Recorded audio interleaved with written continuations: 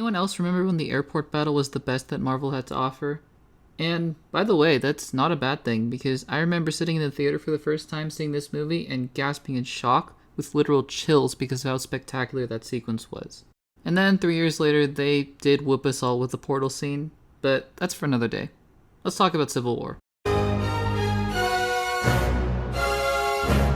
You know the drill. Click away if you haven't seen Captain America Civil War. So here we are, Phase 3.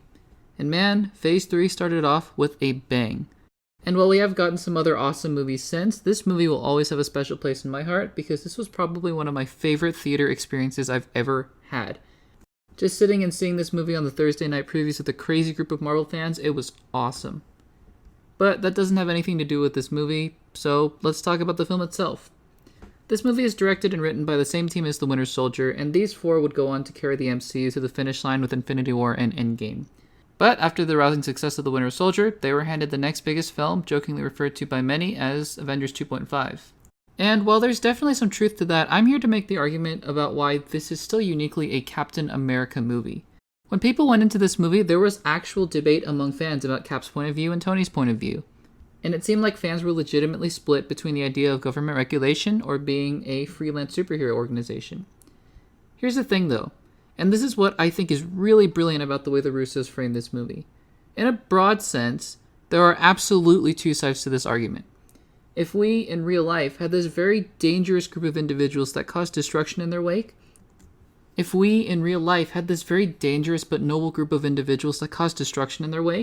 I think a very legitimate and strong argument can be made for having them bow to a larger organization like the United Nations. If this were real life, I may even side with Team Iron Man. But the MCU doesn't operate in real life, and that's where the difference is. This film is framed from Captain America's perspective, and rightfully so, seeing as this is a Captain America film. And guys, for those of you who think Tony was right in the context of the MCU, not in real life, I think it's very clear that he's actually very wrong. He even admits to Cap later on that, no, I screwed up with the regulation thing, and he goes against Ross to go find Zemo with Cap. Guys, this is something that he wouldn't be able to do under government oversight, because like Cap points out, what if the government stops them from going somewhere that they really need to go to? I think the argument is put to rest for good in Infinity War when Rhodey tells Ross that he's all over it. Because at the end of this movie, he's still in favor of the Accords even after he's been paralyzed from the waist down. But in Infinity War, he flips sides. Point being, while a real argument can be made for both sides in real life, I think in the context of the MCU, Captain America was clearly right, and this movie frames it like that. Which is one of the reasons why this movie is not necessarily Avengers 2.5, but it's still a Captain America film. The second reason is much, much simpler. It's Bucky. The Russos ingeniously took the Bucky arc from the Winter Soldier, and again made it the heart of this movie. Underneath all of the Accords and accountability and all of that, Cap was struggling with the government to try to bring in his best friend, who admittedly had done some terrible things, but Cap knows that that's not who he is anymore. So while the government is going after him to kill him, Cap is trying to save his best friend. It's not just about defending the Accords or fighting against them, it becomes personal for Cap because he's defending his friend as well. Now, if you remember my Winter Soldier review, I mentioned that the plot was a bit of a jumbled mess in my opinion, although you may feel differently and that's totally fine. But I did say if you laid the plot of the Winter Soldier out on paper, it lined up and made sense. Well guys, Civil War's plot is somehow even messier, and most of this falls on the Zemo plot, which we'll get to in a second. But unlike the Winter Soldier, where if you lay it all out it kind of makes sense, Civil War's plot has major holes and conveniences when you examine it closely. Let's talk about Zemo. As a character, one of the MCU's best villains. The Russos just know how to craft a good villain because they understand it's not just about spectacle, but it's about what lies underneath, like motivation. I admire them greatly for that, but the Zemo plot? It's wonky, to say the least. I did my best to dissect Zemo's plan, and here it is. And I'm going to be pointing out plot holes along the way, and places where Zemo's plan could have literally gone so terribly wrong for him. So, here we go. So Helmut Zemo is upset about Sokovia, and rightfully so, and he has the patience and resources of the Hydra files that Black Widow released onto the internet. So he goes and finds the Hydra agent in charge of Bucky in the 90s, and he gets the code word book. What he was really after was the code words, and the reason he was after the code words was to hijack Bucky and figure out the details of December 16th, 1991. So far, so good. So then he bombs the United Nations and frames Bucky for it, effectively flushing him out of hiding, and he knows he's going to get caught eventually, although here's plot hole number 1. That could have gone pretty terribly for him if Bucky had gotten killed by the authorities, wouldn't it? I mean, what was he going to do then if Thunderbolt Ross decided Bucky was too dangerous to be kept alive? So anyways, he has to somehow get the information out of Bucky, so he hijacks the real psychiatrist who is evaluating Bucky. He basically disguises himself as a therapist and gets the code words and uses them against Bucky. Plot hole number 2. How did nobody notice this? This is a real big case of the government just being idiots, because did nobody even remotely notice that Zemo looked nothing like Joe Russo, who played Dr. Broussard? Seriously? Nobody? Literally nobody noticed this? And also, let's talk about that weird power outage device. Where in the world did he get something like that? Like, where would a pretty normal guy be able to get a device that could literally take the power out of an entire government building? That's a little iffy to me. So he gets the information out of Bucky and heads to Siberia, and the heroes think he's going there to wake up a bunch of Winter Soldiers. Plot hole number 3. His plan hinges on Tony and Cap both getting there. But how did he know that that was going to happen? Tony could have just as easily stayed behind. Yes, the files became public and the hotel staff lady was supposed to find the dead body and leak the information to the entire public to show that, yeah, Cap was right. But, come on. What if all 12 Avengers had showed up to that Siberia compound and just obliterated the one dude? He didn't know that was going to happen. Because he literally had no idea, from my knowledge anyways, that the airport battle even happened. He just booked it for Siberia. In the context of the story, the airport battle was just a side tangent. What if Tony had won? What if, again, all of Cap's Avengers made it to Siberia and only those Avengers? To me, this is the biggest plot convenience because not only do Tony and Cap happen to be there, but guess what? So does Bucky, because he's the one who killed Tony's parents. And here's something else I noticed this time around watching the movie that I actually didn't notice before, but I found it really interesting. The fact that at the exact same time that all of the Zemo scheming was going on, the Avengers were split on a completely different issue, which were the Sokovia Accords. If you think about it, that final battle about Tony's parents, that had nothing to do with the Sokovia Accords. I mean, sure, he may have suspected something like that was going to happen, but what if, I don't know, he randomly decided to enact his plan before Tony gave that MIT talk and before Lagos? The Avengers would have been completely united then, no? So it's actually really coincidental that this all takes place at the exact same time that the Avengers were fractured for another completely unrelated reason. And then, and I know I'm harping on this movie a lot, but bear with me, we'll get to all the goodies in just a second. But if you didn't know, the Russos kind of wanted the audience to be misdirected into thinking that it would be a showdown with a bunch of super Winter Soldiers against the Avengers at the end, instead of the Civil War conflict. But, and yes, this isn't their fault, it's the marketing's fault, I guess. Did anyone actually buy that?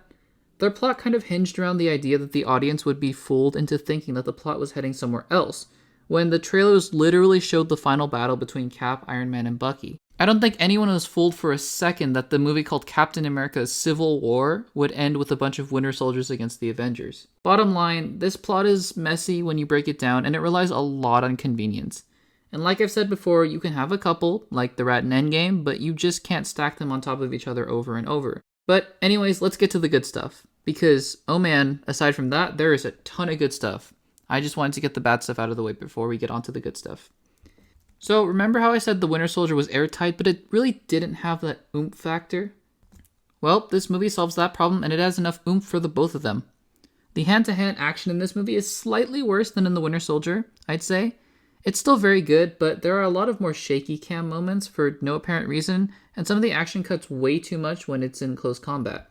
However, when the action goes to the wide shots, and it does a lot more in this movie than in Winter Soldier, it's incredible. They completely kicked it up a notch in that regard, and it was just so unbelievably impressive.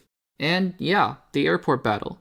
It was one of my favorite scenes in any movie, period, for a long time, and it just holds up so well each time I see it. I mean, the fact that it's 15 minutes of an entire movie is so impressive to me. You'd think it'd be a little skirmish that lasts for about 5 minutes, but nope. The Russos gave us so many awesome moments like Spider-Man's introduction, and the fight with Sam and Bucky, and Giant Man, and the one-on-one action. It was just glorious. Again, side note, blame marketing here, but did anyone actually think Rhodey was dead after the trailers showed that he fell to his apparent death? I don't think so, but that's on the marketing, I guess. Anyways, I'll do a quick rundown of all the characters and touch on them briefly. I think Steve was great in the movie, and there was a lot more nuance to his character than even in the Winter Soldier. You really get to see a side of him that's kind of wrestled with both his World War II days and the realization of a corrupt S.H.I.E.L.D., and is now kind of melding the two together to take a stance for what he believes in. Bucky is much more well realized in this movie, which is always good to see. Sam, Rhodey, and Natasha are more sidelined in the film, but their limited screen time is always great, and they always do a great job, so they're always fun characters. Wanda and Vision are really interesting in the film, as they're both beginning to mature and develop as characters from Age of Ultron with their own unique personalities, while also being given some really interesting character development, with Wanda causing a lot of destruction, and Vision maybe becoming a little more human. As for Tony, I think RDJ plays him expertly here, as to not make him a complete villain, but straddling the line between hero and villain. And the scene where he realizes that his parents were murdered by the man who was standing 5 feet away from him, that was acting gold.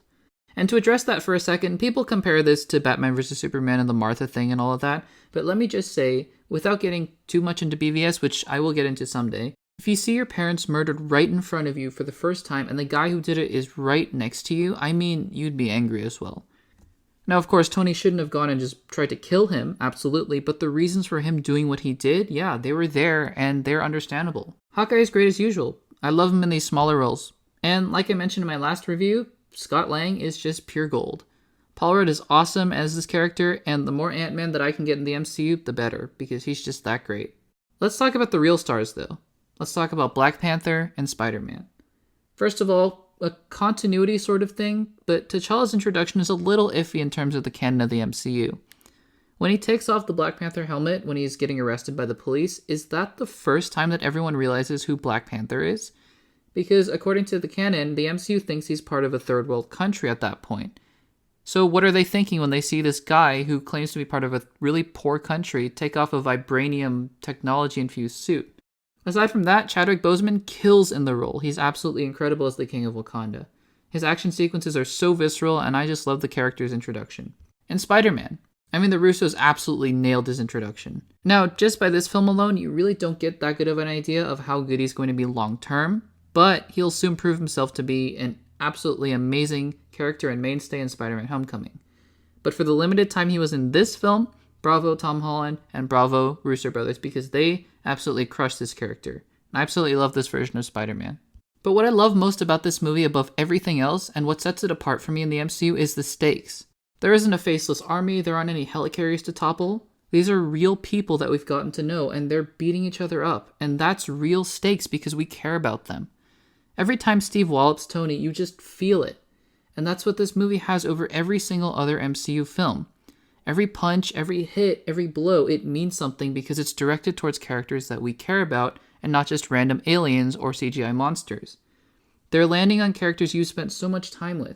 That's the advantage of doing a film like Civil War. Guys, in the end, the best way I can describe Captain America Civil War is that it's the Winter Soldier with maybe an even sloppier plot, but with that missing oomph factor. It's everything that you loved about the Winter Soldier times 10, and there are just such beautiful and brilliant character moments woven in here. This is a real conflict between people that we've grown to love for the past 12 films and pays off huge here. And this is only the beginning as we move to Infinity War and Endgame. And above all else, this is a Captain America film, even with all the other characters and Avengers in there. And to pull that off took real skill, and I applaud the directors and the writers tremendously. I'll give Captain America Civil War an A and a 9.5.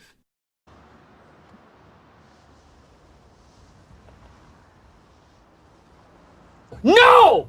No! No! Comment down below with which side you're on, Team Cap or Team Tony. Make sure to subscribe and hit the bell to stay notified so you don't have to miss the Doctor Strange review coming very soon. Give this video a like to support the channel, and if you want to check out some more videos, check out the ones on the screen right now. Thanks for watching, and I'll see you in the next one.